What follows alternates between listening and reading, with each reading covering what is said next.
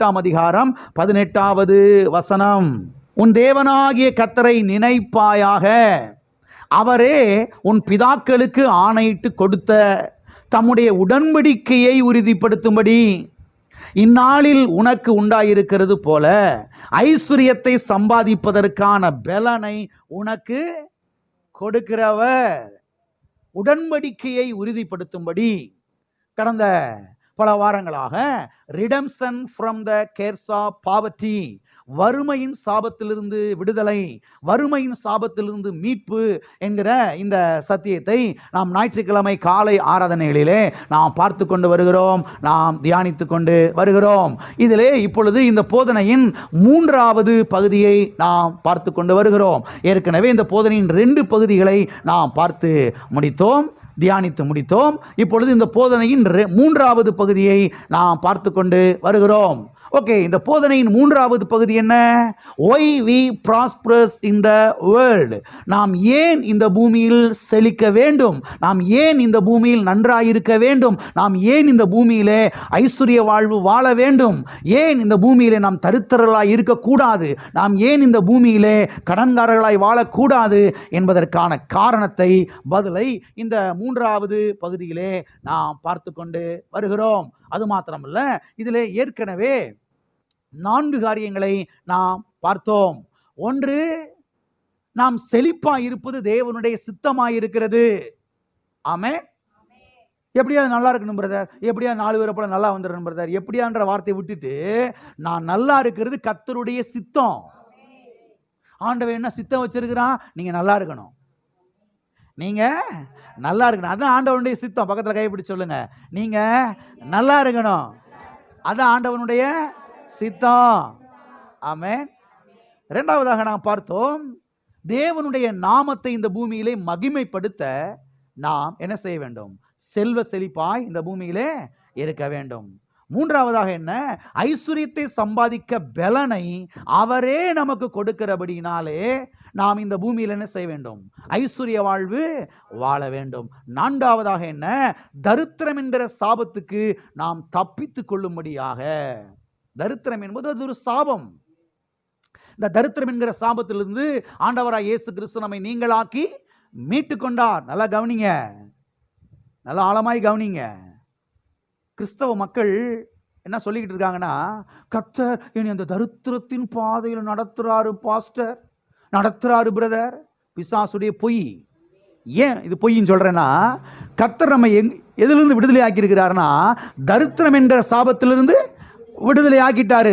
தரித்திரம் என்கிற சாபத்திலிருந்து கர்த்தர் நம்மளை விடுதலை ஆக்கிட்டு இப்ப மறுபடியும் கொண்டு போய் அதுல நடத்துவார. நம்மள பைத்தியக்காரன் ஆக்கிட்டு இருக்க கூடாது பாருங்க மக்களை. புரியுதா உங்களுக்கு? கர்த்தர் தரித்திரம் என்கிற சாபத்து நம்மளை என்ன செஞ்சிட்டார்? நீங்களாக்கி மீட்டு கொண்டார் என்று கலாத்தியர் 3ஆம் அதிகாரம் 13ஆம் வசனம் சொல்லுகிறது. ஆபிரகாமுக்கு உண்டான ஆசீர்வாதம் கிறிஸ்து இயேசுவின் மூலமாய் நமக்கு மறுபடியும் இப்படி ஆயிற்று என்று 14ஆம் வசனம் சொல்லுகிறது. கர்த்தர் நம்மை தரித்திரம் என்கிற சாபத்திலிருந்து விடுதலையாக்கினதுக்கு பிறகு பிறகு கொண்டு போய் அங்கேயே நிறுத்தி, எங்க தரித்திரம் என்கிற சாபத்திலே நிறுத்தி அந்த பாதையில நம்ம நடத்துவாரா? வசனத்தை குறித்த வெளிப்பாடு, சத்தியத்தை குறித்த வெளிப்பாடு. அநேக கிறிஸ்தவர்கள் வாழாமல் போனதுக்கு காரணம் என்ன? இப்படிப்பட்ட தவறான காரியங்களை உள்ள செஞ்சிருக்கிறாங்க, பதிச்சு வச்சிருக்கிறாங்க. ஆகவே கர்த்தர் நம்மை தரித்திரம் என்ற சாபத்திலிருந்து விடுதலையாக்கி விட்டார். மறுபடியும் கர்த்தர் நம்மை அங்கே கொண்டு போய் என்ன செய்ய மாட்டார்? நிறுத்தி அதே பாதையிலே நடத்த மாட்டார். ஹல்லேலூயா, ஹல்லேலூயா. கர்த்தர் நீதியின் பாதையிலே நடத்துகிறார், செம்மையான பாதையிலே நடத்துகிறார், செழிப்பின் பாதையிலே நடத்துகிறார், ஆசீர்வாதத்தின் பாதையிலே நடத்துகிறார், ஐஸ்வர்ய வாழ்வியல் என்ன செய்கிறார்? கர்த்தர் நம்மை நடத்துகிறார். ஏனென்றால் நம்முடைய தேவன் ஐஸ்வர்யத்தின் தேவன். நம்முடைய தேவன் ஒரு தரித்திர தேவன் அல்ல. நம்முடைய தேவன் ஒரு பரதேசி பண்டாரம் கிடையாது. நம்முடைய தேவன் ஒரு ஐஸ்வர்யத்தின் தேவன் என்பதை மனதிலே பதித்து வையுங்கள். நம்முடைய தேவன், நாம் ஆராதிக்கிற நம்முடைய தேவன் அவர் ஐஸ்வர்யத்தின் தேவன். ஹல்லேலூயா. ஓகே, இன்றைக்கு 5வது காரியத்தை நாம் பார்க்க போகிறோம். நாம் ஏன் இந்த பூமியில் ஐஸ்வர்யம் உள்ளவர்களாக இருக்க வேண்டும் என்பதற்கான 5வது காரணம், 5வது பதில் என்னவென்று சொன்னால், தேவன் நம்மோடு ஏற்படுத்தி இருக்கிற அந்த இரத்த உடன்படிக்கையை உறுதிப்படுத்துவதற்காக. தேவன் நம்மோடு ஏற்படுத்தி இருக்கிற அந்த இரத்த உடன்படிக்கையை உறுதிப்படுத்துவதற்காகத்தான் நாம் இந்த பூமியில் எப்படி வாழ வேண்டும்? ஐஸ்வர்ய வாழ்வு வாழ வேண்டும். செழிப்பான வாழ்வு என்ன செய்ய வேண்டும்? வாழ வேண்டும். மறுபடியும் இந்த வசனத்தை வாசிப்போம். உபாகமம் 8ஆம் அதிகாரம் 18வது வசனம். உன் தேவனாகிய கர்த்தரை நினைப்பாயாக, அவரே உன் பிதாக்களுக்கு ஆணையிட்டு கொடுத்து தம்முடைய உடன்படிக்கையை உறுதிப்படுத்தும்படி இந்நாளில் உனக்கு உண்டாயிருக்கிறது போல ஐஸ்வர்யத்தை சம்பாதிப்பதற்கான பலனை உனக்கு கொடுக்கிறவர். தம்முடைய உடன்படிக்கையை உறுதிப்படுத்தும்படி. எதை உறுதிப்படுத்தும்படி? யாரா சொல்லுவோமா? உடன்படிக்கையை உறுதிப்படுத்தும்படி. எதை உறுதிப்படுத்தும்படி? தம்முடைய உடன்படிக்கையை உறுதிப்படுத்தும்படி. திருமணத்தில் 2 பேர் உடன்படிக்கை பண்ணுறாங்க, அப்படித்தானே? திருமணம் என்பது ஒரு உடன்படிக்கை, ஒரு கவனன்ட். பாருங்க, மற்ற இடங்கள்லாம் எப்படியோ நடத்துகிறாங்க கல்யாணம், நமக்கு தெரியாது, இருந்துட்டு போட்டோம். ஆனால் சர்ச்சில் எப்படி நடத்துகிறோம் கல்யாணத்தை? 2 பேரை நிற்க வச்சு சபையாருக்கு முன்னதாக வாக்கு கொடுக்க வைக்கிறோம். என்ன பண்ணுறோம்? வாக்கு கொடுக்க வைக்கிறோம். என்னுடைய சொத்து எல்லாமே யாருக்கு இனிமேல்? மனைவிக்கு. யாருக்கு? ஆமாம். கல்யாணன்றது சும்மா லேஸ் இல்லைங்க, சும்மா லேசாக எடுத்துட முடியாது கல்யாணத்தை. ஒரு மனுஷன் கூட இருந்து வாழ்கிறது என்பது சும்மா லேஸ் விளையாட்டு காரியமா? கல்யாணம் முடித்து பிள்ளைகளை பற்றி வாழ்கிறதுன்றது சும்மா லேஸ் கிடையாது, கவனட்டுங்க. அது அங்கே இருந்து வாக்கு கொடுக்குறாரு இந்த மனுஷன். நான் பாரு, என்னுடைய சொத்து, என்னுடைய ஆசீர்வாதம், எனக்கு உண்டாயிருக்கிற எல்லாமே இனிமேல் யாருக்கு சொந்தம்? உனக்கு சொந்தம், உனக்கு உரிமை இருக்குது. என்னுடைய துக்கம், என்னுடைய சந்தோஷம் எல்லாத்துலையும் இனிமேல் நீ என்ன செய்யணும்? பங்கெடுக்கணும். உன் துக்கம், உன் சந்தோஷத்தில் நான் பங்கெடுப்பேன். எனக்குரியதெல்லாம் உனக்குரியது, உனக்குரியதெல்லாம் எனக்குரியது. அப்போ அதுதான் கவனன்ட்டு. பாருங்க, கர்த்தர் ஆபிரகாமோடு ஒரு உடன்படிக்கை பண்ணினார். இங்கே சொல்லப்பட்டிருக்கிறது தம்முடைய உடன்படிக்கையை உறுதிப்படுத்தும்படி. எதை உறுதிப்படுத்தும்படி? உடன்படிக்கையை உறுதிப்படுத்தும்படி. ஐஸ்வர்யத்தை சம்பாதிப்பதற்கான பலனை நான் உனக்கு தர்றேன். ஆமே. நான் எதுக்கு உனக்கு ஐஸ்வர்யத்தை சம்பாதிப்பதற்கான பலனை தரேன் தெரியுமா? நான் உடன்படிக்கை பண்ணியிருக்கிறேன். என்ன பண்ணியிருக்கிறேன்? ரத்த உடன்படிக்கை பண்ணியிருக்கிறேன். அந்த உடன்படிக்கை நிமித்தமாக நான் உனக்கு பலனை தருவேன். எதுக்கு பலனை தருவேன்? ஐஸ்வர்யத்தை சம்பாதிப்பதற்கு. அப்ப உடன்படிக்கையை உறுதிப்படுத்துவதற்காக நாம் இந்த பூமியிலே எப்படி வாழ வேண்டும்? ஐஸ்வர்ய வாழ்வு வாழ வேண்டும். இந்த வசனம் என்ன சொல்லுகிறது என்றால், உடன்படிக்கையை உறுதிப்படுத்துவதற்காகத்தான் ஐஸ்வர்யத்தை சம்பாதிப்பதற்கான பலனை கர்த்தர் நமக்கு தருகிறார் என்று சொல்லுகிறது. எனவே இந்த வசனத்திலிருந்து 2 காரியங்கள் நமக்கு தெளிவாகிறது. எத்தனை காரியங்கள்? 2 காரியங்கள் தெளிவாகிறது.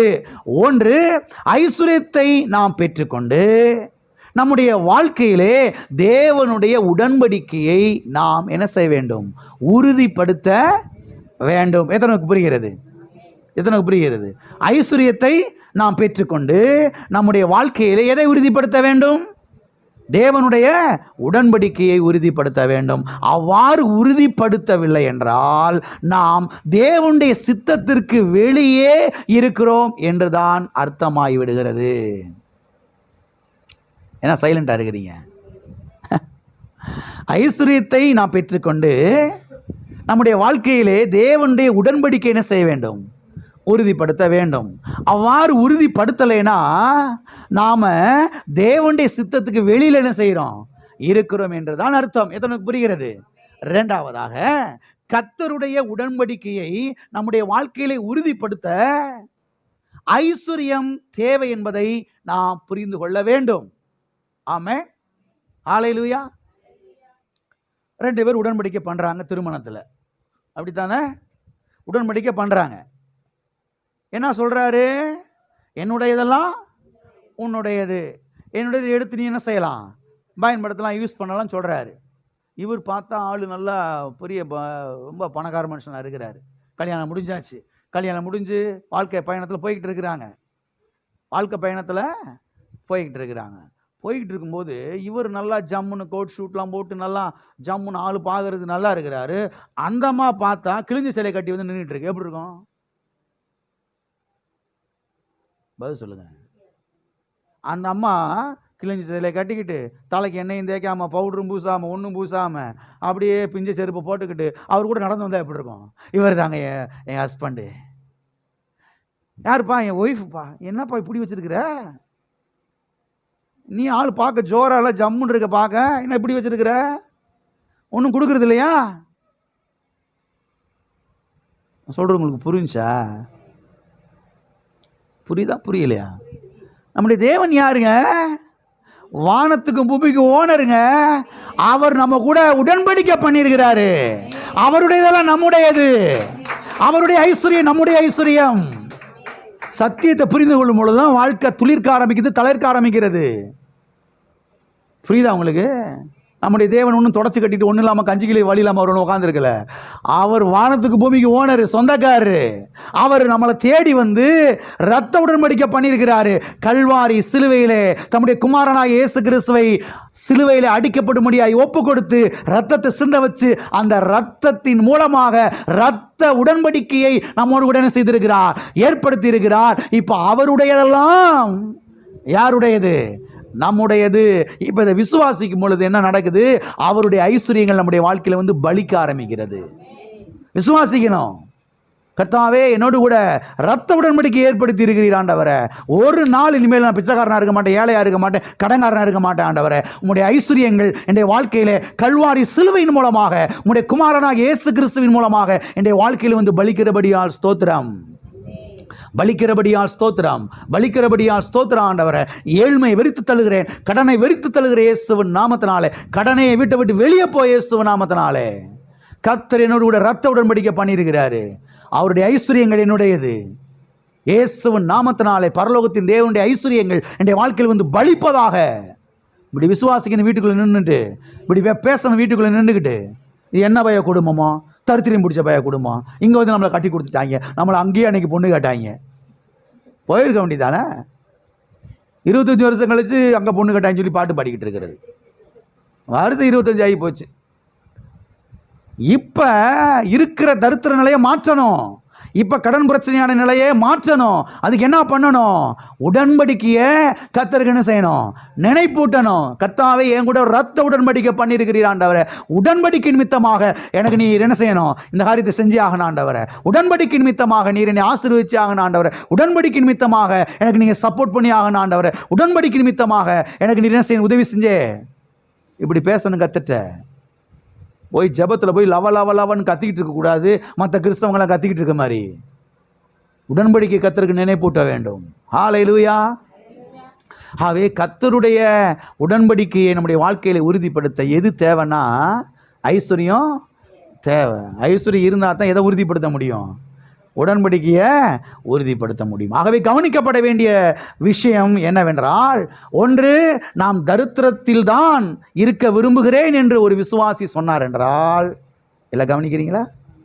சபைக்கு போகக்கூடிய ஒரு கிறிஸ்தவ விசுவாசி நான் தரித்திரத்தில் தான் இருக்க விரும்புகிறேன் என்று அவர் சொல்லுவாரானால், அந்த விசுவாசி உடன்படிக்கையை உறுதிப்படுத்த செய்யவில்லை, விருப்பப்படவில்லை என்றுதான் அர்த்தம். இரண்டாவதாக, நான் தரித்திரத்தில் தான் இருக்க விரும்புகிறேன் என்று சபைக்கு வரக்கூடிய ஒரு கிறிஸ்தவ விசுவாசி சொல்லுவார் என்று சொன்னால், அந்த விசுவாசி தேவனுடைய சித்தத்துக்குள்ளே இல்லை, தேவனுடைய சித்தத்தை விட்டு வெளியே என்ன செய்கிறார்? இருக்கிறார் என்றுதான் அர்த்தம். எத்தனை புரிகிறது? அந்த விசுவாசி தேவனுடைய சித்தத்தில் இருக்க விருப்பப்படவில்லை என்றுதான் அர்த்தம். எத்தனை புரிகிறது? அது மாத்திரமல்ல, உடன்படிக்கையின் ஒரு பகுதி என்னவென்றால் ஐஸ்வர்யமாகும். உடன்படிக்கையின் ஒரு பகுதி அது என்னவென்றால் ஐஸ்வர்யமாகும். ஐஸ்வர்யம் என்பது உடன்படிக்கையில ஒரு பகுதியாகும். சரீர சுகம் என்பது உடன்படிக்கையில ஒரு பகுதியாகும். பாதுகாவல் என்பது உடன்படிக்கையில ஒரு பகுதியாகும். ஆமென். சமாதானம் என்பது உடன்படிக்கையில ஒரு பகுதியாகும். நன்மை என்பது உடன்படிக்கையில ஒரு பகுதியாகும். நீடி ஆயுள் என்பது உடன்படிக்கையில ஒரு பகுதியாகும். செழிப்பு என்பது உடன்படிக்கையில ஒரு பகுதியாகும். எனவே ஐஸ்வர்யம் இல்லை என்றால் உடன்படிக்கையை என்ன செய்ய முடியாது? நிறைவேற்ற முடியாது.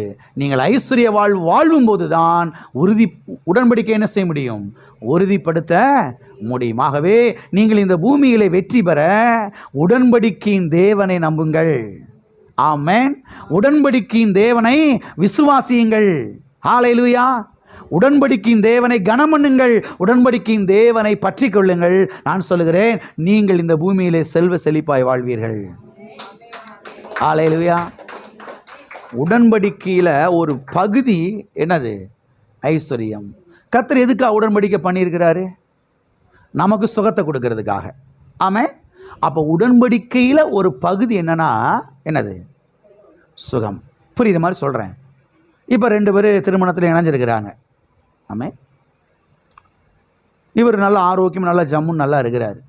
மனைவிக்கு காய்ச்சல், உடம்புக்கு முடியல, வீட்டில் படுத்து கிடக்குது. ஆஸ்பத்திரிக்கு கூட்டிகிட்டு போல எப்படி இருக்கும்? என்ன மனுஷன் இவ்வளோ பணம் வச்சுருக்கிறேன், மனைவி வியாதியில் படுத்து கிடக்குது, கூட்டிகிட்டு போய் ட்ரீட்மெண்ட் பண்ண மாட்டேங்கிறேன். அப்போ உடன்படிக்கை எதுக்கு? உடன்படிக்கையில் முக்கியமான ஒரு அம்சம் என்ன? சரீர சுகம். ஆமென். அப்போ மனைவியுடைய சரீர சுகத்தை பார்த்துக்கிறணும், கேர் எடுக்கணும் இல்லையா? ஆமாவா இல்லையா? அப்போ கர்த்தர் நம்மோடு உடன்படிக்கை பண்ணியிருக்கிறாரு. இந்த உடன்படிக்கையில் ஒரு பகுதி என்ன? சரீர சுகம். விளங்கிருச்சா? இது விளங்கிச்சுன்னா அது விளங்கிரும். எது விளங்கிரும்? ஐஸ்வர்யம் விளங்கிரும். அப்போ உடன்படிக்கையில் ஒரு பகுதி என்ன? ஐஸ்வர்யம். உடன்படிக்கையில் ஒரு பகுதி என்ன? பாதுகாவல். கர்த்தர் நம்மை பாதுகாக்கிறார். கர்த்தர் நம்மை பாதுகாக்கிறார். ஆமென். அப்ப உடன்படிக்கையில ஒரு பகுதி என்ன? சமாதானம். உடன்படிக்கையில ஒரு பகுதி என்ன? நன்மை. உடன்படிக்கையில ஒரு பகுதி என்ன? செழிப்பு. ஹல்லேலூயா. கல்யாணம் முடிஞ்சு 2 பேர் ஊருக்கு போறாங்க வச்சுக்கிறோமே. சொந்த ஊருக்கு போறாங்க. சொந்த ஊருக்கு போறாங்க. கிராமத்துக்கு போறாங்க. கிராமத்தில் உள்ளவங்களாம் பார்ப்பாங்க. பார்ப்பாங்களா பார்க்க மாட்டாங்களா? யாரை பார்ப்பாங்க? பொண்ணை தான் மெயினாக பார்ப்பாங்க. யாரை பார்ப்பாங்க? ஏன்னா இவங்கள பார்த்தா யார் தெரிஞ்சிருது?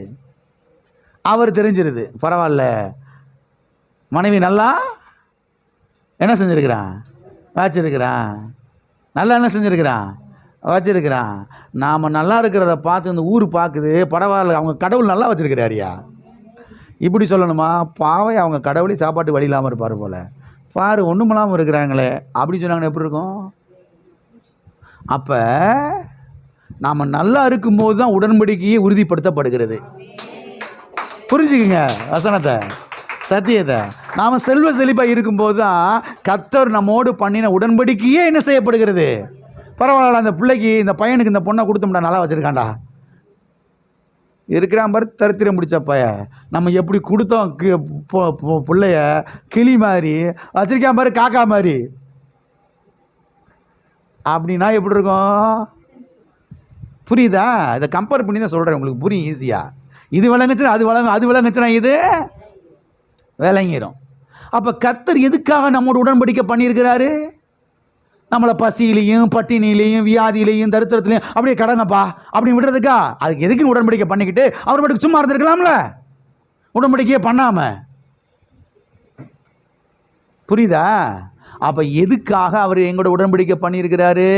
ஐஸ்வர்யத்தை சம்பாதிப்பதற்கான பலனை கொடுப்பதற்காக, என்னை சுகமாக வைத்துக் கொள்வதற்காக, என்னை ஆரோக்கியமாக வைத்துக் கொள்வதற்காக, என்னை சமாதானத்தில் நிரப்புவதற்காக, என்னை பாதுகாப்பதற்காக, எனக்கு சப்போர்ட் பண்ணுவதற்காக, என் தேவைகளெல்லாம் சந்திப்பதற்காக, எனக்கு நீடி ஆயுளை கொடுப்பதற்காக.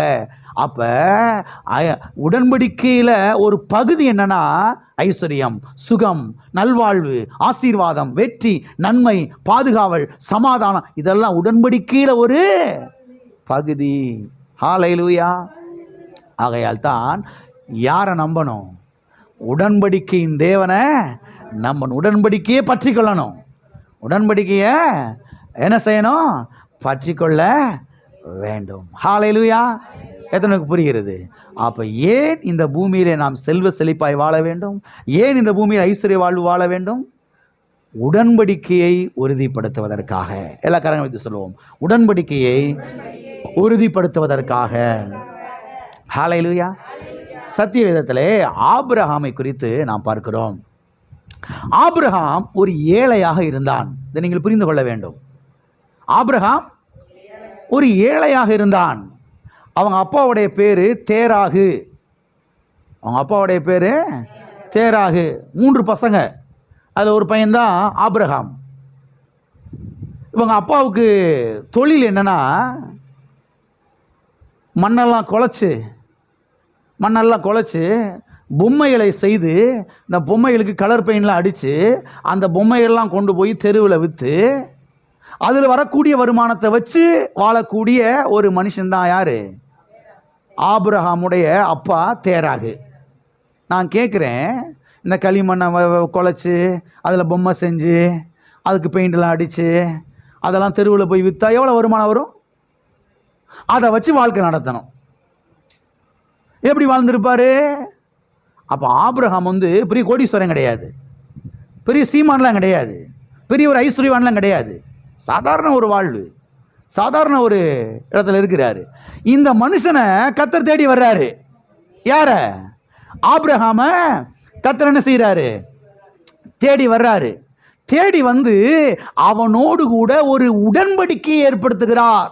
இந்த சத்தியவேதெல்லாம் பார்க்கிறோம். எதை ஏற்படுத்துகிறாரு? ஒரு உடன்படிக்கையை ஏற்படுத்துகிறார். எதற்காக இந்த உடன்படிக்கையை அவர் ஏற்படுத்துகிறார் என்றார், பல நோக்கத்துக்காக உடன்படிக்கை ஏற்படுத்துகிறார். கர்த்தர் ஆபிரகாமை கூப்பிடுறாரு, அழைக்கிறாரு. வா, நான் உன்னை கானான் தேசத்துக்கு கூட்டிட்டு போறேன், நான் கூப்பிடுற இடத்துக்கு வா அப்படின்னு கூப்பிடுறாரு, அழைக்கிறாரு. எதுக்கு அழைக்கிறாரு? பல நோக்கங்களுக்காக அழைக்கிறார். இந்த அழைப்பை குறித்து ஆதியாகமம் 12ஆம் அதிகாரம் 1ஆம் வசனத்திலிருந்து 3ஆம் வசனம் வரைக்கும் நம்ம பார்க்கிறோம். பிறகு கர்த்தர் பாருங்க, அந்த தேசத்தை இவனுக்கு கொடுப்பேன் என்று கர்த்தர் வாக்கு பண்ணுகிறார். யாருக்கு? ஆபிரகாமுக்கு. இதை ஆதியாகமம் 15ஆம் அதிகாரம் 17ஆம் வசனத்திலே நாம் பார்க்கிறோம். பிறகு இவனோடு கூட ஒரு உடன்படிக்கை ஏற்படுத்துகிறார். எதை ஏற்படுத்துறாரு? உடன்படிக்கை ஏற்படுத்துகிறாரு. எதுக்கு உடன்படிக்கை ஏற்படுத்துறாரு? வாசிப்போம். ஆதியாகமம் 15ஆம் அதிகாரம் 18ஆவது வசனம். அந்நாளிலே கர்த்தர் ஆபிரகாமோடு உடன்படிக்கை பண்ணி எகிப்தி நதி துவக்கி ஐப்ராத்து நதி என்னும் பெரிய நதி மட்டுமுள்ள போதும். கர்த்தர் ஆபிரகாமோடு உடன்படிக்கை பண்ணுகிறதை நாம் பார்க்கிறோம். என்ன பண்றாரு? உடன்படிக்கையை பண்ணுகிறார். எனவே தேவன் ஆபிரகாமோட உடன்படிக்கை பண்ணுகிறதை இந்த வேத வசனத்திலே நாம் பார்க்கிறோம். ஒரு ஏழையாக இருந்த மனுஷனை கர்த்தர் அழைக்கிறார். அழைத்து கானான் தேசத்துக்கு கூட்டிட்டு வருகிறாரு. இப்போ கானான் தேசத்தில் வச்சு அவன் கூட ஒரு இரத்த உடன்படிக்கையை ஏற்படுத்துகிறார். இதுக்கு பிந்தின வசனங்களை நீங்க வாசித்து பார்த்தீங்கன்னா அது உங்களுக்கு புரியும். கர்த்தர் மிருக ஜீவத்தை கொண்டு வர சொல்றாரு, அதை நடுவாக துண்டிக்க சொல்றாரு, அதை நடுவாக கடந்து போய் என்று சொல்லுகிறார். அக்கினி அங்கே கடந்து போனது என்று பார்க்கிறோம். பாருங்க, ஆண்டவர் அங்கே கடந்து போகிறார். 2 பேர் உடன்படிக்கை பண்ணுகிறார்கள். பரலோகத்தின் தேவனும் ஆபிரகாம் என்ன செய்கிறார்கள்? உடன்படிக்கை பண்ணுகிறார்கள். சரி, உடன்படிக்கை பண்ணினதுடைய ரிசல்ட் என்ன? அதனுடைய விளைவு என்ன? பரலோகத்தின் தேவன் ஒரு மனுஷனை தேடி வந்து ஏன் அவன் கூட உடன்படிக்கை பண்ணணும்? உடன்படிக்கை பண்ணினுடைய ரிசல்ட் என்ன? உடன்படிக்கை பண்ணினுடைய விளைவு என்ன? பல நோக்கத்துக்காக கர்த்தர் ஆபிரகாமோடு உடன்படிக்கையை பண்ணினார். அதுல ஒன்றைத்தான் இன்றைக்கு நாம் பார்க்க போகிறோம். உடன்படிக்கை பண்ணினுடைய விளைவு என்ன? ஆபிரகாம் ஓட்டாண்டியா மாறிட்டானா? ஆபிரகாம் ஏற்கனவே இருந்த நிலைமையை விட ரொம்ப மோசமா போயிட்டானா? ஆபிரகாம் சீமானாய் மாறினான் என்று சத்தியவேதத்தில் நாம் பார்க்கிறோம்.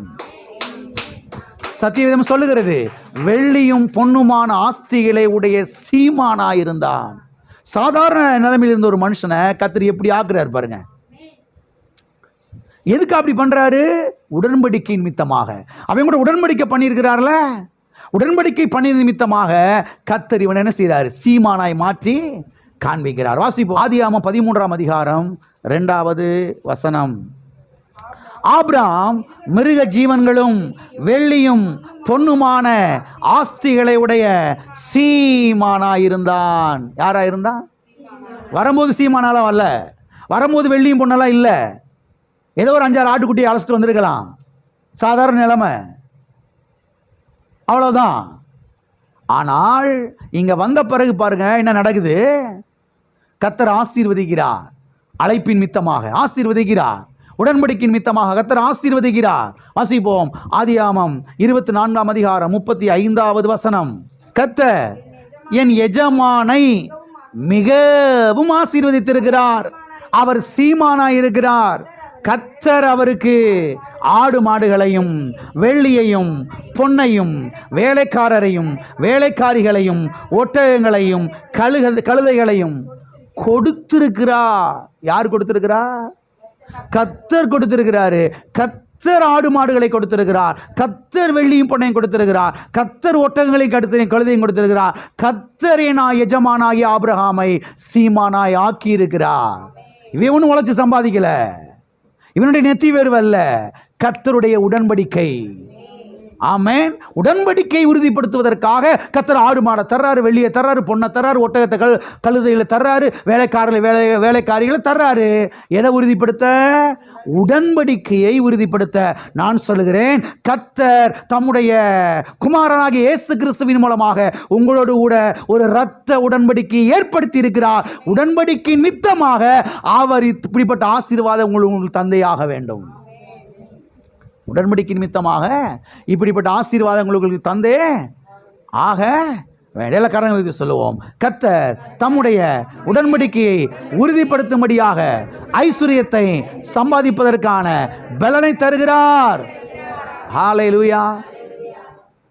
உடன்படிக்கை உறுதிப்படுத்துவதற்காக என்று இங்கே நாம் பார்க்கிறோம். எனவே ஆபிரகாம் ஆசீர்வதிக்கப்பட்டு உயர்ந்த நிலையிலே இருக்கும்போதுதான் எது உறுதிப்பட்டது? உடன்படிக்கை உறுதிப்பட்டது. ஊர்ல இருக்கிற எல்லாரும் பார்க்குறாங்க, அந்த ஆள் கூட கடவுள் இருக்காரியா, கடவுள் உடன்படிக்கை பண்ணியிருக்கிறாரு. யாரு கூட? ஆபிரகாமோட. அவங்க கடவுள் என்ன செஞ்சிருக்கிறாரு? உடன்படிக்கை பண்ணியிருக்கிறாரு. எது வச்சுக்கிறாத, இது வம்பும் இழுத்துறாத, ஏன்னா அவர் வந்து நிற்பார். எவரு? அவரே வந்து நிற்பார் சப்போர்ட்டுக்கு, அவரே வந்து பாதுகாப்பார், அவரே வந்து யுத்தம் பண்ணுவார். அவர்கிட்ட எது வம்பு பண்ணிக்கிறாத, ஏன்னா அந்த மனுஷன் கூட யார் இருக்கா? கர்த்தர் இருக்கிறாரு. உடன்படிக்கை நிமித்தமாக இவ்வளவு ஆசீர்வாதங்கள் உண்டாகிறது. அப்போ உடன்படிக்கையை உறுதிப்படுத்துறதுக்கு எது வேணும்? ஐஸ்வர்யம். ஐஸ்வர்யம் இருந்தால் தான் உடன்படிக்கை என்ன செய்யும்? உறுதிப்படும். சபைக்கு வந்து 5 வருஷம் ஆகி 10 வருஷம் ஆகியும் இன்னும் அப்படியே நிலைமையில் இருந்தோம்னா நல்லா இருக்கும். எது உறுதிப்படாது? உடன்படிக்கை உறுதிப்படாது. கர்த்தருடைய வார்த்தை விசுவாசித்து மேலே எழும்பணும், மேலே எழும்பணும். மேலே எழும்பி வந்து, கர்த்தாவே உம்முடைய உடன்படிக்கையை உறுதிப்படுத்தும், உம்முடைய உடன்படிக்கை என்ன செய்யும்? உறுதிப்படுத்தும். ஹல்லேலூயா. ஆகவே ஆபிரகாம் ஆசீர்வதிக்கப்பட்டு உயர்ந்த நிலையில் இருக்கும்போது தான் உடன்படிக்கை உறுதிப்படுகிறது. நீங்களும் நானும் ஆசீர்வதிக்கப்பட்டு உயர்ந்த நிலையிலே வரும்போது தான் கர்த்தருடைய உடன்படிக்கை என்ன செய்யப்படும்? உறுதி படும். ஹல்லேலூயா. அது மாத்திரமல்ல, தேவன் ஆபிரகாம் இடத்திலே சொன்னார்.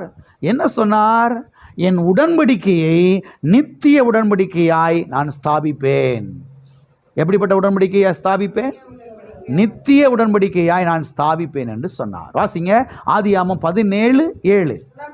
உனக்கும் உனக்கு பின்வரும் உன் சந்ததிக்கும் நான் தேவனாயிருக்கும்படி எனக்கும் உனக்கும் உனக்கு பின் தலைமுறை தலைமுறையாக வரும் உன் சந்ததிக்கும் நடுவே என் உடன்படிக்கையை நித்திய உடன்படிக்கையாக ஸ்தாபிப்பேன். ஏதோ ஆபிரகாமோடு மட்டும் ஏற்படுத்தப்பட்ட ஒரு உடன்படிக்கை கிடையாது. நித்திய உடன்படிக்கை. எல்லாம் சொல்லுங்க, நித்திய உடன்படிக்கை. எனவே உடன்படிக்கையின் மித்தம் கர்த்தர் ஆபிரகாமை ஆசீர்வதித்து உயர்த்தினார்.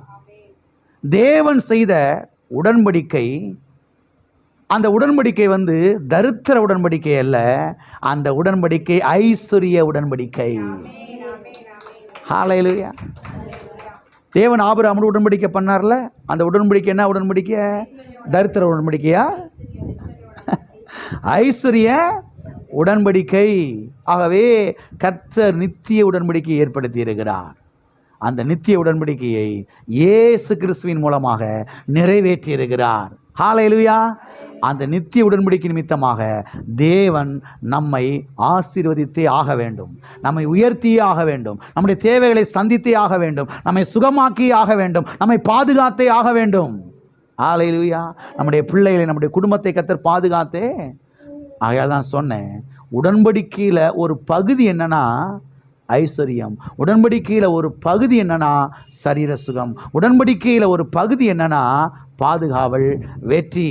ஹல்லேலூயா. அப்போ ஆபிரகாமோடு கர்த்தர் உடன்படிக்கை பண்ணினார். அது மாத்திரமல்ல, சத்திய வேதத்தில் ஈசாக்கை குறித்து பார்க்கிறோம். ஈசாக்கு யாரு? ஆபிரகாமுடைய குமாரன். இவனோடு கூட கர்த்தர் செஞ்சிருந்தாரு, உடன்படிக்கை பண்ணினார். இந்த உடன்படிக்கை நிமித்தமாக கர்த்தர் என்ன பண்ணார் தெரியுமா? வாசிங்க, ஆதியாகமம் 26:12-13. இந்த உடன்படிக்கை நிமித்தமாக கர்த்தர் என்ன பண்ணார்னா, ஈசாக்கு அந்த தேசத்தில் விதை விதைத்தான். கர்த்தர் அவனை ஆசீர்வதித்ததினால் அந்த வருஷத்தில் 100 மடங்கு பலனடைந்தான். அவன் ஐஸ்வர்யவானாயாகி வர வர விருத்தி அடைந்து மகா பெரியவனானான். கர்த்தர் அவனை ஆசீர்வதித்ததினால். ஏன் கர்த்தர் அவனை ஆசீர்வதிக்கணும்? அதான் உடன்படிக்கை. அதான் ஏன்ப்பா அவனை ஆசீர்வதிக்கிறேன் கர்த்தர் அப்படின்னா, அவன் அப்பா ஆபிரகாமோடு என்ன செஞ்சிருக்கிறாரு? உடன்படிக்கை பண்ணியிருக்கிறாரு. உன் சந்ததியோடு உடன்படிக்கை பண்ணுவேன், இந்த உடன்படிக்கை நித்திய உடன்படிக்கையை ஸ்தாபிப்பேன்னு சொல்லியிருக்கிறாரு. ஆகவே ஆபிரகாம் இன்னைக்கு ஒருவேளை இல்லாமல் இருக்கலாம், ஆபிரகாமோடு ஏற்படுத்தின உடன்படிக்கையின் தேவன் இருக்கிறாரு. அந்த உடன்படிக்கை நிமித்தமாக ஈசாக்கை ஆசீர்வதித்தே ஆக வேண்டும். ஈசாக்கு வர வர என்னவாயானா? விருத்தி அடைந்தான், ஐஸ்வர்யவானாயானான். ஐஸ்வர்யத்தை கர்த்தர் கொடுக்கிறாரு. எதுக்கு கொடுக்கிறாரு? உடன்படிக்கையை உறுதிப்படுத்துவதற்காக. அப்ப ஐஸ்வர்யம் இருந்தா எதை உறுதிப்படுத்தலாம்? உறுதிப்படுத்தலாம். இங்கே பஞ்ச தேசத்தில் கர்த்தருடைய உடன்படிக்கையை கர்த்தர் உறுதிப்படுத்துகிறதை நாம் பார்க்கிறோம். எனவே தேசமே பஞ்சத்தில் இருந்தாலும் உடன்படிக்கையின் ஜனங்கள் பஞ்சத்தில் இருக்க வேண்டிய அவசியம் இல்லை. எத்தனை பேர் விசுவாசிக்கிறீங்க? பாஸ்டர், உங்களுக்கு தெரியாதா காலம் கடைசி காலம், கர்த்தருடைய வருகை சமீபமாக இருக்கிறது? ஆமாம், யார் இல்லைன்னு சொன்னா? அதனால அங்கங்கே பஞ்சமெல்லாம் வருது பாஸ்டர். ஆமாம், யார் இல்லைன்னு சொன்னா? அப்போ எல்லாருக்கும் பஞ்சம்னா நமக்குன்னு இழுக்காதீங்க. நமக்குன்னு கிண்ணறத்தை என்ன செய்யாதீங்க, அப்படி இழுக்காதீங்க. ஸ்டாப் பண்ணுங்க, ஹோல்ட் ஆன், பாட்டுங்க. பஞ்சத்தில் நாம் பஞ்ச வாழ்வு வாழ வேண்டிய அவசியம் கிடையாது. ஏன்னா உடன்படிக்கையின் தேவன் நம்ம கூட இருக்கிறாரு. உலகத்தில் பஞ்சம் வந்தாலும் நாமும் நம்ம பிள்ளைகள் நல்லா இருப்போம். ஆமென். எனவே பஞ்சத்தில் இருந்தால், இந்த தேசமே பஞ்சத்தில் இருந்தாலும் உடன்படிக்கையின் ஜனங்கள் பஞ்சத்தில் இருக்க வேண்டிய அவசியம் கிடையாது. பக்கத்தில் கைப்பிடி சொல்லுங்க, தேசமே பஞ்சத்தில் இருந்தாலும் உடன்படிக்கையின் ஜனங்கள் பஞ்சத்தில் இருக்க வேண்டிய அவசியம் கிடையாது. ஹல்லேலூயா. சத்தியவேதத்தில் யாக்கோபை குறித்து நாம் பார்க்கிறோம். தேவன் ஆபிரகாமோடு செய்த அந்த உடன்படிக்கையின் நிமித்தமாக கர்த்தர் பேரனையும் ஆசீர்வதிக்கிறார். கர்த்தர் யார் ஆசீர்வதிக்கிறாரு? பேரனையும் ஆசீர்வதிக்கிறாரு. வாசிப்போம், ஆதியாகமம் 32:9-10. பின்பு யாக்கோபு என் தகப்பனாகிய ஆபிரகாமின் தேவனும் என் தகப்பனாகி ஈசாக்கின் தேவனுமாய் இருக்கிறவரே, உன் தேசத்துக்கு உன் இனத்தாரிடத்திற்கும் திரும்பி போ, உனக்கு நன்மை செய்வேன் என்று என்னுடனே சொல்லி இருக்கிற கர்த்தாவே. வாசிங்க. அடியேனுக்கு தேவரீர் காண்பித்த எல்லா தயவுக்கும் எல்லா சத்தியத்துக்கும் நான் எவ்வளவேனும் பாத்திரன் அல்ல. நான் கோலும் கையுமாய் இந்த யோர்தானை கடந்து போனேன். இப்பொழுது இவ்விரண்டு பரிவாரங்களையும் உடையவனானேன். பேரன் சொல்றான், தகப்பனாய் ஆபிரகாமே, ஆபிரகாமின் தேவனே, ஈசாக்கின் தேவனே என்று சொல்லுகிறான். ஏன் இதை சொல்லணும்? ஆபிரகாமோடு கர்த்தர் கர்த்தர் செஞ்சிருந்தாரு, உடன்படிக்கை பண்ணியிருந்தாரு. ஈசாக்கோடு கர்த்தர் செஞ்சிருந்தாரு, உடன்படிக்கை பண்ணியிருந்தாரு. இப்ப யாக்கோபோடு கர்த்தர் செஞ்சிருக்கிறாரு, உடன்படிக்கை பண்ணியிருக்கிறாரு. இங்க சொல்லப்பட்டிருக்கிறது, வெறும் கோலும் கையுமா இந்த இடத்த விட்டு நான் என்ன செஞ்சேன்? கையில ஒரு குச்சி, கையில நம்ம ஊர்ல கோவிச்சுட்டு போயிடுவாங்க, பார்த்துருக்கீங்களா? அம்மா வீட்டுக்கு அந்த காலத்துல என்ன செஞ்சிருவாங்க? கோவிச்சுக்கிட்டு போயிடுவாங்க. இப்போ எல்லாம் ஸ்கூட்டர் எடுத்துகிட்டு போயிடுறாங்க வேகமாக. அந்த காலத்தில் ஸ்கூட்டர்லாம் கிடையாது. ஒரு மஞ்சப்பை, என்ன பை? மஞ்சப்பையில் 2 துணி இருக்கும் உள்ள. ஏன் எங்கேயாவது காலுகள் வலிச்சுன்னா தலையில் வச்சு தூங்குறதுக்கு மஞ்சப்பை. யாக்கோப்பிட்ட மஞ்சப்பை இல்லை, துணி இல்லை, கையில் ஒரு குச்சி தான் இருக்குது. எதுக்கு குச்சி? ஏதாவது மிருக ஜீவன் வந்து நம்மளை கடிக்க வச்சுன்னா குச்சியை வச்சு விரட்டுறதுக்கு. இவன் ஏற்கனவே கொஞ்சம் பயந்த சுபாவம் போல இந்த பையன். அதனால் இந்த யோர்தானை விட்டு கடந்து போகும்போது கோலும் கையுமா போனேன் ஆண்டவரே. இப்போ 20 வருஷம் கழித்து வந்திருக்கிற இது யோர்தான் நதிக்கு. இப்போ எப்படி இருக்கிறேன்? 2 பரிவாரங்களை உடையவனா. பரி என்றால் குதிரை என்ற அர்த்தம், இராணுவம் என்ற அர்த்தம். வேத வல்லுநர்கள் சொல்கிறாங்க, ஆபிரகாம்கிட்ட இருந்த சொத்தை விட, ஈசாக்கிட்ட இருந்த சொத்தை விட யாக்கோபிட்ட தான் நிறையா இருந்துச்சான். எப்படி? யாக்கோபிட்ட தான் நிறையா இருந்துச்சான். ஏன்னா 2 பரிவாரம் என்பது 2 பெரிய கம்பெனிக்கு சமானம், பெரிய ஒரு ஆசீர்வாதம் அப்படின்னு சொல்கிறாங்க. அப்போ கர்த்தர் ஏன் இவ்வளவு பண்ணுறாரு இந்த பயலுக்கு? உடன்படிக்கை நிமித்தமாக, உடன்படிக்கையை உறுதிப்படுத்துவதற்காக, உடன்படிக்கையை உறுதிப்படுத்துவதற்காக கர்த்தர் இப்போ இவ்வளவு பண்ணுறார்.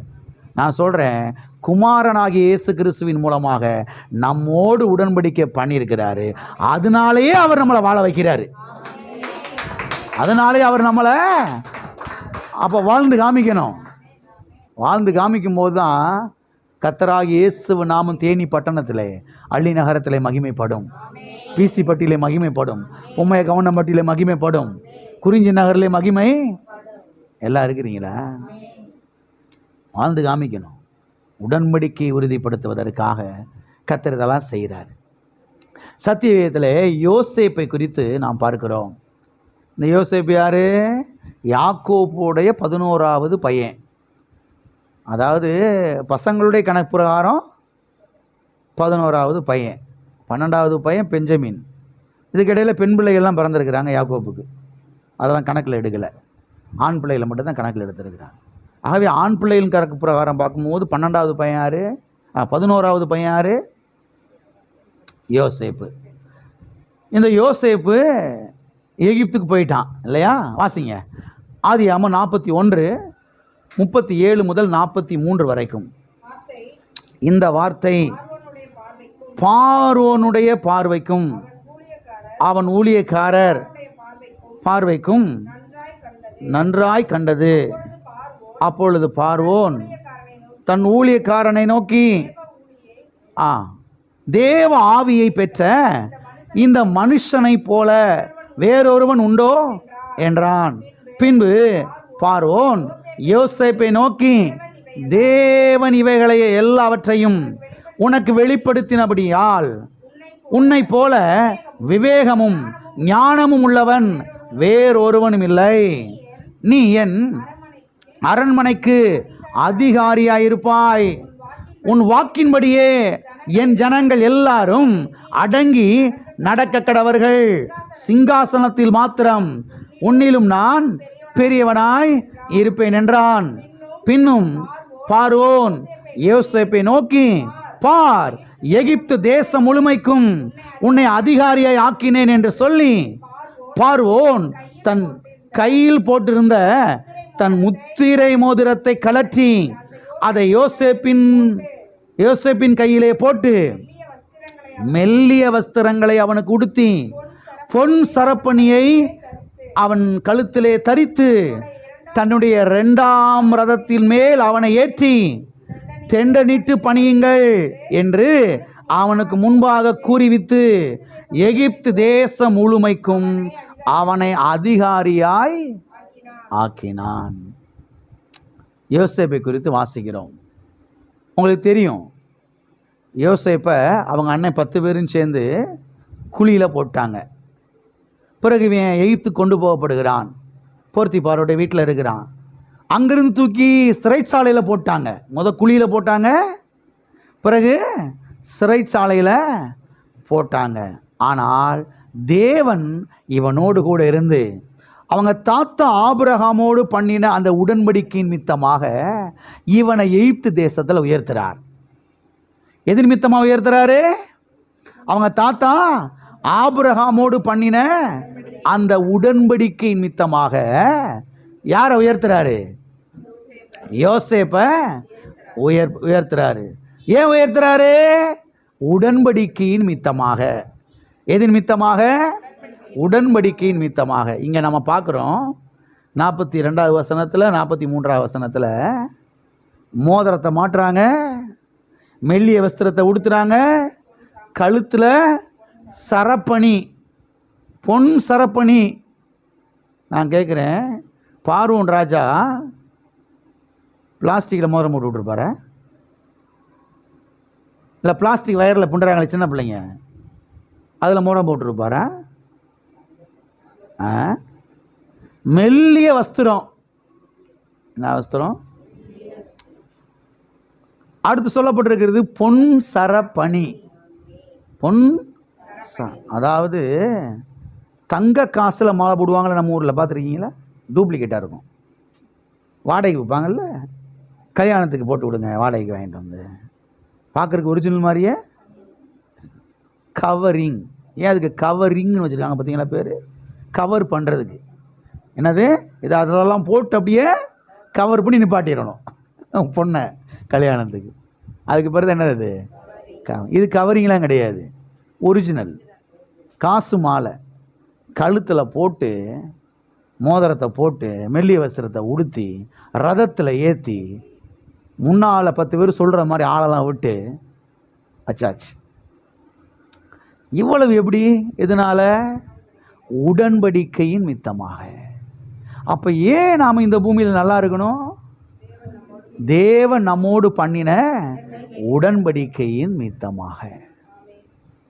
பாஸ்டர், இந்த சரப்பணியெல்லாம் கழுத்தில் போட்டால் பரலோகம் போக முடியுமா பாஸ்டர்? பரலோகம் போக முடியுமா? கிறிஸ்தவ வட்டாரத்தில் என்ன பேசப்படுகிறது? மோதிரமா போட்டிருக்க, நீ எப்படி பரலோகம் பார்த்துருவேன்? நான் இவர் என்னமோ பரலோகத்தின் வாசலே உட்காந்து குத்த வச்சு உட்காந்துருக்கிற மாதிரி எல்லாம் இருக்கிறீங்களா? பரலோகத்தினுடைய கேட்டோடைய சாவியை கத்திரி யார்கிட்ட கொடுத்துருக்கிறாரு? இந்த பாஸ்டர்கிட்ட கொடுத்துட்டாரு போல. நீ எப்படி பரலோகம் நான் பார்த்துருவேன். யோசேப்பு மோதிரம் போட்டிருந்தாருப்பா, கழுத்தில் என்ன பண்ணி? பொன் சரப்பணி போட்டிருந்தாரு, காஸ்ட்லியான ட்ரெஸ்ஸு. ரதம்லாம் உனக்கு தேவைப்படுதா? ஏன் நடந்து போகக்கூடாதா? இன்னைக்கு பார்வோன் ராஜாவும் யோசேப்பு இருந்தாருன்னா எதில் போயிருப்பாங்க தெரியுமா? பென்ஸ் காரில் போயிருப்பாங்க. என்ன காரில்? எத்தனையோ கோடின்னு சொல்கிறாங்க அந்த காரு. எந்த காரில் ஏற்றிருப்பாரு? இன்னைக்கு பார்வோன் ராஜாவும் யோசேப்பு இருந்தாங்கன்னா எதில் ஏற்றிருப்பாரு? பென்ஸ் காரில் ஏற்றி அனுப்பிச்சி விட்டுருப்பாரு. அன்னைக்கு இருந்தது இதுதான், ரதம். எவ்வளோ ஜோராக இருந்திருக்கும் பாருங்க. வல்லரசு நாடு எகிப்து, அன்னைக்கு செழிப்பான நாடு எகிப்து, பெரிய தேசம். அது என்ன மாதிரி இருந்திருக்கும் பாருங்க. அந்த ரதம் ஜோரா அலங்காரமா அதில் ஏறி மனுஷன் போகிறார். யாரு? ஆபிரகாமுடைய பேரன். ஏன் இவ்வளவு? அதுதான் உடன்படிக்கை. உடன்படிக்கையை உறுதிப்படுத்துவதற்காக கர்த்தர் இதெல்லாம் பண்ணுறாரு. அப்போ ஏன் நாம் இந்த பூமியில் நல்லா இருக்கணும்? ஏன் செழிப்பாக இருக்கணும்? ஏன் நல்வாழ்வு வாழணும்? ஏன் ஐஸ்வர்ய வாழ்வு வாழணும்? உடன்படிக்கையை உறுதிப்படுத்துவதற்காக. எதை உறுதிப்படுத்துவதற்காக? உறுதிப்படுத்துவதற்காக. பாஸ்டர், மோதிரம்லாம் போட்டா, சரப்பணிலாம் போட்டா அது பாவம் இல்லையா பாஸ்டர்? யோசேப்பு பாவம் செய்வதை வெறுத்தான் என்று சத்திய வேதத்தில் நாம் பார்க்கிறோமா இல்லையா? அப்ப எது பாவம்? புரியுதா உங்களுக்கு? பாவம் செய்வதை வெறுத்து ட்ரெஸ்ஸை விட்டுட்டு ஓடிட்டான். யாரு? யோசேப்பு. அப்போ எது பாவம், எது பாவம் இல்லை? புரியுதா? தங்கத்தில் மோதிரம் போடுறதும் கழுத்தில் சரப்பணி போடுறதும் எது கிடையாது. அது பாவமாக இருந்திருந்தா என்ன பண்ணியிருப்பாரு? பார்வோன் ராஜாட்ட கையெடுத்து கும்பிட்டு, ஐயா இதெல்லாம் பாவம், மோதிரம் போடுறது, தங்கத்தில் சரப்பணி போடுறது, மெல்லிய ட்ரெஸ் எல்லாம் போடுறது, இப்படி நாங்கள்லாம் இப்படிப்பட்ட பின்னணியிலேருந்து வர்றோம், அதனால் இதெல்லாம் வேணாம், நான் சும்மா தெருவில் நடந்து போகிறேன் அப்படின்னு அவர் சொல்லியிருக்கணும். சொல்லலை. வாங்கி போட்டுக்கிட்டாரு. வாங்கி என்ன செஞ்சுக்கிட்டாரு? போட்டுக்கிட்டாரு. அப்போ மோதிரம் போடுறதும் சரப்பணி போடுறதும் நல்ல ஷூ போடுறதும் நல்ல ட்ரெஸ்ஸு போடுறதும் பாவம் கிடையவே கிடையாது. இதெல்லாம் கடவுளே என்ன செய்கிறார்? மனுஷனுக்கு கொடுக்கிறாரு. எதுக்காக? உடன்படிக்கையை உறுதிப்படுத்துவதற்காக. ஹல்லேலூயா. எனவே உடன்படிக்கை உறுதிப்படுத்த எது தேவை? ஐஸ்வர்யம் தேவை. அடுத்த வாரத்தில் இஸ்ரவேல் மக்களை குறித்து பார்க்க போகிறோம். அவர்களோடு கர்த்தர் உடன்படிக்கை பண்ணினார். மோசையோடு கர்த்தர் உடன்படிக்கை பண்ணினார். பிறகு இந்த நித்திய உடன்படிக்கை குறித்து புதிய ஏற்பாட்டிலே நாம் ஆழமாய் பார்க்க போகிறோம். அப்ப கர்த்தர் ஏன் உடன்படிக்கை நம்மோடு ஏற்படுத்தி இருக்கிறார் என்றால், ஐஸ்வர்யத்தை சம்பாதிப்பதற்கான பலனை நமக்கு கொடுப்பதற்காக. ஆகவே தேவனுடைய பிள்ளைகள் எதை வெறுக்கணும்? தரித்திரத்தை வெறுக்கணும், ஏழ்மையை வெறுக்கணும், கடன் பிரச்சனையை வெறுக்கணும். உடன்படிக்கையை உறுதிப்படுத்துவீராக ஆண்டவரே. குமாரனாகி இயேசு கிறிஸ்துவின் இரத்தத்தின் மூலமாக என்னோடு கூட உடன்படிக்கையை செய்திருக்கிறீர், ஏற்படுத்தி இருக்கிறீர். இந்த உடன்படிக்கை நீர் உறுதிப்படுத்தும். உடன்படிக்கை நிமித்தமாக எனக்கு நீர் ஐஸ்வர்யத்தை தார். உடன்படிக்கை நிமித்தமாக நீர் என்னை பாதுகாத்துக் கொள்ளும். உடன்படிக்கை நிமித்தமாக நீர் என்னை சுகமாக்கும். உடன்படிக்கை நிமித்தமாக நீர் என்னை பாதுகாத்துக் கொள்ளும். உடன்படிக்கை நிமித்தமாக என்னுடைய குடும்பத்தை நீர் செழிக்க பண்ணும். ஹல்லேலூயா. தாவீது நாட்களில் இந்த உடன்படிக்கையை பெட்டியை கொண்டு வர்றாங்க. என்ன செய்கிறாங்க? கொண்டு வர்றாங்க. கொண்டு வரும்போது ஒரு பிரச்சனையாகி போச்சு. அடுத்த வாரம் பார்க்க போகிறத பயத்தில் அந்த உடன்படி போய் ஒருத்தர் வீட்டில் வச்சுட்டாங்க. யார் வீட்டில்? அடுத்த வாரம் பார்ப்போம். ஒருத்தர் வீட்டில் கொண்டு போய் வச்சுட்டாங்க. எல்லாரும் பார்த்துக்கிட்டு இருக்கிறாங்க. டேய், உடன்படிக்கை பெட்டி உங்க போயிடுச்சு, எப்போ அவன் வீட்டில் சாவு நடக்க போதோ தெரியலடா அப்படின்னு எல்லாரும் பார்த்துக்கிட்டு இருக்காங்க. சாவு நடக்கலை, ஒன்றும் நடக்கலை. சாதாரண மனுஷன் அடிச்சு அடிச்சு போய்கிட்டு இருக்கிறான். செழிப்புனாலும் செழிப்பு, அந்த மாதிரி செழிப்பு. சாதாரணமாக இருந்த குடும்பம் தலைத்து ஓங்கி போய்கிட்டு இருக்குது. அன்னைக்கு ஒரு வீடியோ பார்த்துக்கிட்டு இருந்தேன் பாருங்க. அதை குறித்த ஒரு வீடியோ இந்த இதில் போட்டிருக்கிறாங்க தயாரித்து. அடே அப்பா, அவனுடைய வீடு ஊருக்கு வெளியில் அவுட்டரில் இருக்குது. அவனுடைய நிலமெல்லாம் காஞ்சி போய் கிடக்குது. அவன் பாருங்க சாப்பாட்டுக்கு வழி இல்லாமல் அப்படியோ இருக்கிற ஏதோ அன்றாட இருக்கிறான். உடன்படிக்கை பெட்டியை கொண்டு போய் வச்ச உடனேயே அவன் நிலமெல்லாம் செழிப்படையுது, ஏக்கர் கணக்கில் செழிப்படையுது. செழிப்படைகிறத பார்த்தா தாவீதுக்கு பார்க்குறான், இந்த உடன்படிக்கை பெட்டி உடனே கொண்டு வந்திருப்பா. உடன்படிக்கை பெட்டி என்ன செஞ்சுறீங்க? கொண்டு வந்துரு. உடன்படிக்கை பெட்டி, உடன்படிக்கையின் தேவன். உடன்படிக்கையின் மித்தமாக செழிப்பு உண்டாகுது, உடன்படிக்கையின் மித்தமாக ஐஸ்வர்யம் உண்டாகுது. பரலோகத்தின் தேவன் நம்மோடு கூட உடன்படிக்கை பண்ணியிருக்கிறார். உடன்படிக்கையின் மித்தமாக நாம செழிப்படைஞ்சே ஆகணும். இதை எந்த ஊழியக்காரன் மறுத்து பேச முடியாது, மலிப்பி பேச முடியாது. அப்படி இல்லை இப்படி இல்லை, இது புதிய ஏற்பாடு பழைய ஏற்பாடு எந்த ஏற்பாடாக இருந்தால் என்ன, உடன்படிக்கையின் தேவனே கூட இருக்கிறாரு, செழிப்பின் தேவனே கூட இருக்கிறாரு. அவர் எங்கூட உடன்படிக்கை பண்ணியிருக்கிறார், ரத்த உடன்படிக்கை குமாரனாகிய இயேசு கிறிஸ்துவின் மூலமாக. அதனாலேயே நான் செழிப்பாக இருந்தே ஆகணும். ஹல்லேலூயா. எல்லாரும் ஜெபிப்போம்.